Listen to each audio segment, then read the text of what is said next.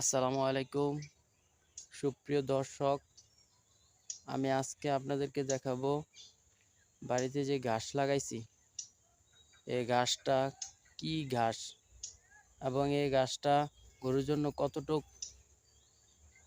Perfect এবং ঘাসটার ফলন কেমন বিস্তারিত আলোচনা করব। ইনশাআল্লাহ দেখতে থাকেন।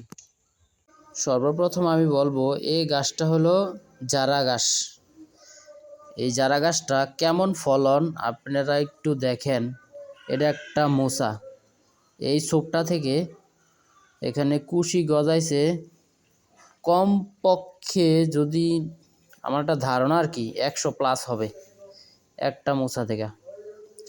আমি এখানে ঘাসের কাটিং লাগাইছিলাম 4,000 কাটিং লাগাইছি প্রায় 18 শতক জায়গার মধ্যে।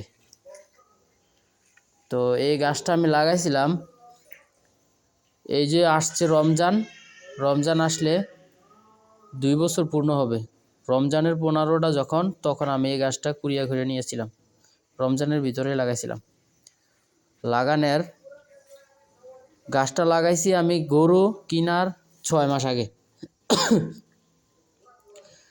ওই গরু কেনার 6 মাস আগে গাছটা লাগাইছি, এজন্য প্রথম যে গাছটা লাগানোর পরে আপনি 2-3 মাস পরে যা কাটিংয়ের উপযোগী হয়। গাছটা লাগায় সুন্দর মতন পানি দিয়ে দিলে খুব দ্রুত এটা শিকড় গজায় এবং খুব দ্রুত ফলন হয়।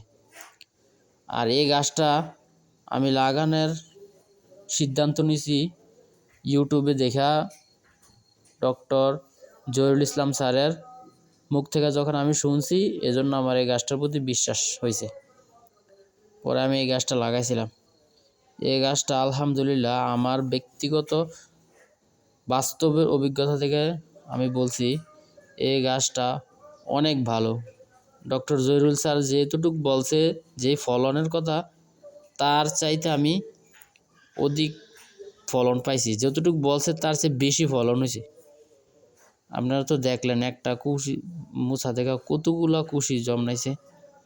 আর এইটুক 18 শতাংশ জায়গা, এতটুক জায়গার ঘাস দিয়ে আমি অনায়াসে 4টা গরুর যোগান দিয়ে গেছি। এখন গরুর সংখ্যা বেশি, এজন্য এটিতে হয় না। আর এই গাছটা আসলে অনেক গরুর জন্য অনেক পুষ্টিগুণ। আপনারা যারা চিন্তাভাবনা করছেন গরু পালবেন, তাদেরকে আমি বলবো অবশ্যই আপনারা এই জারা গাছটা লাগাইবেন। জারা গাছটাতে অনেক প্রোটিন আছে। আর জারা গাছটা আপনার অল্প একটু জায়গা কাটলে দেখা গেছে অনেকগুলা হয়ে যায়।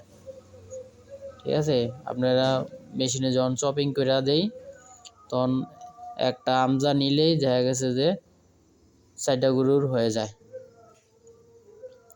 তো এই গাছটা আসলেই অসাধারণ। আমি আমার বাস্তব অভিজ্ঞতা থেকেও বলছি, এখানে মিথ্যা কথার কোনো বিষয় না। তবে ইউটিউবে আমি যেতটুক শুনছি যে এই গাছটা নাকি মাসে একবার কাটা যায়, এই কথাটা মিথ্যা। এই কথাটা আসলে মিথ্যা। মাসে মাসে ঘাস কাটা যায় না, সম্ভব না। আমি ঘাস এটা সর্বোচ্চ আমি যদি কাটতে যাই আমার 2 মাস পর পর কাটা লাগে, 2 মাস লাগে। এরপরও যদি সার একটু বেশি দেওয়া হয় তাহলে 1.5 মাসের নিচে তো কাটা যাইবেই না। আর এই গাছটাতে আর একটা সুবিধা হয়েছে কি, আপনি যদি 10টা-12টা গরু পালেন, আপনি যদি 50 শতক জায়গার ভিতরে ঘাস করেন, তাহলে আপনি 10-12টা গরু একলাই কি করতে পারবেন। এটার সব কিছু যোগান দিতে পারবেন। গরু পরিষ্কার করা, গরুর খানা দেওয়ান সব আপনি পারবেন যদি এই গাছটা লাগান। কারণ আমি দেখছি, আমি সারা দিনে গরুর কাজ 2 ঘন্টা করলেই আমার এনাফ, আর বাকি সময় অন্য কাজ করন যায়। এই দিকটা আমার কাছে খুবই ভালো লাগছে, খুব ভালো লাগছে। এই দেখেন, এই যে গাছটি কাটলাম, এটির বয়স 1 মাস হয় নাই, এখনো 20-25 দিন হয়ে গেছে। আর এই ছোটোগুলা এটি 10 দিন হয়েছে। তো এটি যদি পানি দেই 10-12 দিন হইব আর কি, পানি দিয়া সার দিয়া দিলে এটি একটু তাড়াতাড়ি বাড়বে। আর আরেকটা লক্ষণ কথা খেয়াল রাখবেন, এই যে শীতকালে কিন্তু ঘাস বেশি একটা বাড়ে না, তবে গরমকালে সার পানি দিলে খুব দ্রুত বাড়ে। আর এই গাছটা আমি একটু বড় যেটা, এটা আপাতত ঘাসের অনেক ক্রাইসিস, এই সিজনে ঘাস খুব অভাব থাকে, অনটন থাকে। এই গরুর জন্য ঘাসের অনেক অভাব এই সিজনটায়। এজন্য এই গাছটি যদিও কাটার উপযুক্ত নয়, তারপরও আমি এই গাছটি কাইটা গরুরে খাবার দিয়ে দিতেছি। কারণ হলো ঘাসের অনেক সমস্যা, ঘাস পাওয়াই যায় না। আর যারা 1-2টা গরু পালেন তারা তো কইয়া লাভে নাই। কস্তুরি আর খ্যার খাওয়াইয়া গরু পালেন, তা কত তো কইয়া লাভে নাই।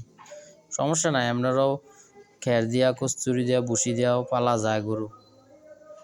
কিন্তু আপনার বেশি গরু আপনার শুধু খ্যার দিয়া আর ভুসি দিয়া পালতে গেলে আপনার অনেক ব্যয়বহুল। একটা গরুরও যদি আপনি শুধু খ্যার দিয়া খাওয়ান, তাহলে তার দানাদার খাবার বাড়ায় দিতে হবে। দানাদার খাবার বাড়ায় দিতে গেলে তার পিছনে একেবারে ম্যাক্সিমাম প্রতিদিন একটা গরুর পিছে 150 টাকা খরচ আছে। তাহলে 150 টাকা যদি খরচ হয়, তা আপনি যদি 10টা গরু পালেন, হিসাব করে দেখেন 750 টাকা তো প্রতিদিন। তো এইভাবে কস্টিং যদি কমাইতে যান, তাহলে আমি মনে করব যে ঘাস অবশ্যই দরকার। ঘাস ছাড়া গরুর কস্টিং কমানো সম্ভব নয়। এই বলে আমার কথা শেষ করলাম। তারপরে ঘাস নিয়ে যদি কারো কিছু জানার থাকে তাহলে কমেন্ট করবেন, আমি ইনশাল্লাহ যতটুকু সম্ভব আমি ইনশাল্লাহ উত্তর দেব। আল্লাহ হাফেজ।